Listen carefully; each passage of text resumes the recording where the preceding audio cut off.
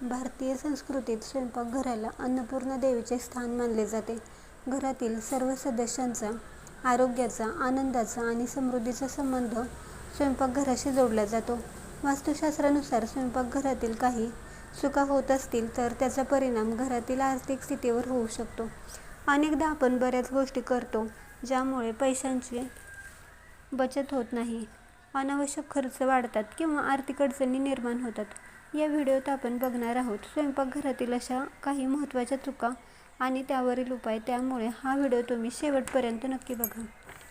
अनेक लोक रात्री जेवण झाल्यानंतर खरकटी भांडी सकाळी धुण्यासाठी ठेवतात, परंतु वास्तुशास्त्रानुसार रात्री उष्टे किंवा घाणेरडी भांडी ठेवणे अशुभ मानले जाते आणि स्वच्छतेच्या दृष्टीने देखील ते योग्य नाही. त्यामुळे झोपण्यापूर्वी भांडी स्वच्छ धुवावीत. स्वयंपाकघर स्वच्छ करून नीटनेटके ठेवूनच झोपावे. जर स्वयंपाकघरातील नळातून सतत पाणी गळत असेल तर ते पैशांचा अपव्यय दर्शवते.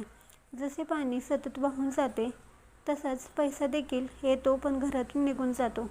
त्यामुळे गळती दिसताच नळ दुरुस्त करावा. पाण्याचा अनावश्यक वापर टाळावा. जितके पाणी आवश्यक आहे तितकेच वापरावे. तिसरं कारण म्हणजे धान्य हे संपन्नतेचे प्रतीक मानले जातात. त्यामुळे घरातील धान्याचे डबे पूर्ण रिकामे ठेवणे अशुभ मानले जाते. जर धान्याचे डबे रिकामे राहत असतील तर आर्थिक अडचणी वाढू शकतात. तुटलेली भांडी घरात ठेवणे, त्याचा वापर करणे हे वास्तुशास्त्रानुसार योग्य मानले जात नाही. अशा वस्तूंमुळे घरात नकारात्मक ऊर्जा निर्माण होते. त्यामुळे तुटलेली भांडी घराबाहेर काढावेत आणि नवीन आणि स्वच्छ भांडी वापरावीत. अंधार असलेले स्वयंपाकघर सकारात्मकतेपेक्षा नकारात्मकता जास्त दाखवते. प्रकाशामुळे उत्साह, ऊर्जा आणि आनंद वाढतो.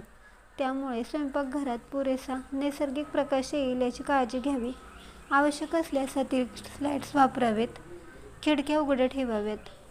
यामुळे स्वयंपाकघरात अंधार पडणार नाही.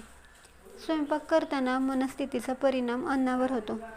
त्यामुळे राग, तणाव, नकारात्मकता विचारांमध्ये असलेले अन्न घरातील वातावरणावर परिणाम करू शकते.